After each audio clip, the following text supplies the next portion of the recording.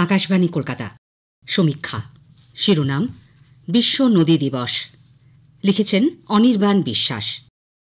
প্রতি বছর সেপ্টেম্বর মাসের চতুর্থ রবিবার পালিত হয় বিশ্ব নদী দিবস। নদ নদীর অপরিসীম গুরুত্বের প্রচার আর জীববৈচিত্র্য সমেত তাকে রক্ষা করার জন্য কানাডাবাসী নদী সংরক্ষক মার্ক এঞ্জেলোর প্রস্তাব মেনে 2005 সাল থেকে প্রতি বছর এই দিনটি পালিত হয়ে আসছে।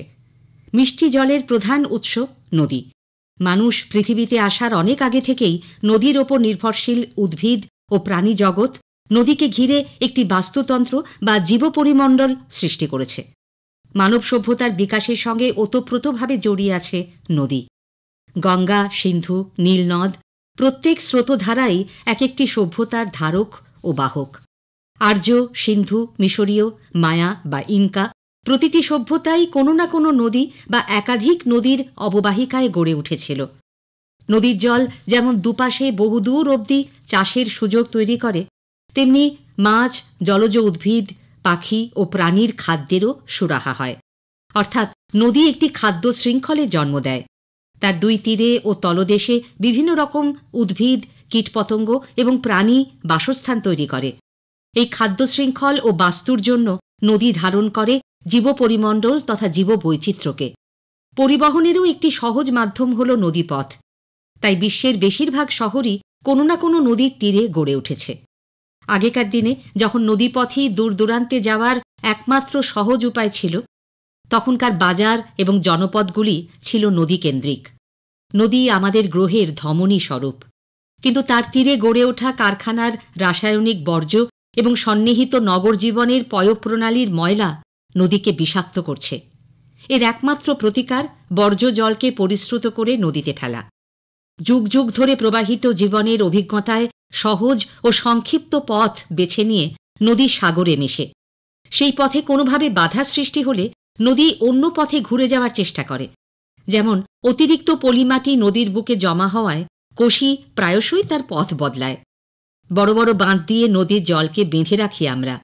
বাঁধ বাঁচাতে অপরিমিত জল ছাড়ার জন্য নিম্ন অংশে দেখা দেয় অকাল বন্যা। কৃত্রিম খাল দ্বারা একাধিক নদীকে যুক্ত করলে চাষের সুবিধা হয় বটে, কিন্তু নদীর লক্ষ কোটি বছরের যে চলন পথ, তার ভারসাম্য নষ্ট হলে ভবিষ্যতে তা বিপদের কারণ হয়ে উঠতে পারে। অববাহিকা অঞ্চলে বৃষ্টি বা হিমবাহের বরফ গলা জলে নদী পুষ্ট হয়। নদীর জল ব্যবহৃত হবার পর উদ্বৃত্ত জল আবার বিভিন্নভাবে মাটি দ্বারা শোষিত হয়ে নদীতেই ফিরে যায়। কিন্তু সেচ খাল দিয়ে বেশি দূর তা নিয়ে যাওয়া হলে অতিরিক্ত সেই জল মাটিতে শোষিত হলেও নদীতে আর ফিরে আসে না। এই প্রবণতা সাবেক সোভিয়েত রাশিয়ার আমোদরিয়া ও সিনদরিয়া নদীর ক্ষেত্রে দেখা যায়, যা দুটি নদীকে শুধু জলশূন্যই করেনি, একসময় পৃথিবীর চতুর্থ বৃহত্তম নোনা জলের হ্রদ আরল সাগরকেও মাত্র 20 বছরে শুকিয়ে মরুভূমিতে পরিণত করেছে। নদী শুকিয়ে গেলে তার ওপর যাদের জীবিকা নির্ভর করে, যেমন মাঝি, ধীবর, জলচর পাখির শিকারী, তাদের যাপনেও আঘাত আসে। নদী তীর থেকে বাস্তুচ্যুত হতে হয় তাঁদের। তাছাড়া সৌন্দর্যায়নের নামে অনেক সময় নদী বা খালের পাড় অনেক ক্ষেত্রে তলদেশও বাঁধিয়ে ফেলা হয়। এর প্রভাব সরাসরি পড়ে জীববৈচিত্র্যের ওপর। নদীর পাড়ে নরম মাটিতে যারা বাসা বানায়, ডিম পাড়ে, তাদের বংশবিস্তার বিঘ্নিত হয়। আবার কংক্রিটের গাঁথনিতে ছোট ছোট উদ্ভিদ ও কীটপতঙ্গ না জন্মানোয় জলজ জীবের খাদ্য শৃঙ্খলে ব্যাঘাত ঘটে। বাঁধানো খাল জল শোষণ করতে ও ধরে রাখতে না পারায় অনাবৃষ্টি বা অতিবৃষ্টির সময় কৃত্রিম খরা কিংবা হড়পাবানের বিপদও দেখা দিতে পারে। সেই কবে রবীন্দ্রনাথ বড় বাঁধ দিয়ে শতৎসারিত জলরাশিকে বন্দী করার বিপদ নিয়ে সতর্ক করেছিলেন তাঁর মুক্তধারা নাটকে। কিন্তু তাতে কর্ণপাত করলে উন্নয়নের গতি রুদ্ধ হয় যে। প্রকৃতির স্বাভাবিক ছন্দে মানুষের হস্তক্ষেপ বহু বিপর্যয় ডেকে এনেছে। ভবিষ্যতে তা আরও বাড়ারই আশঙ্কা। সরস্বতী নদী কবেই অদৃশ্য হয়েছে।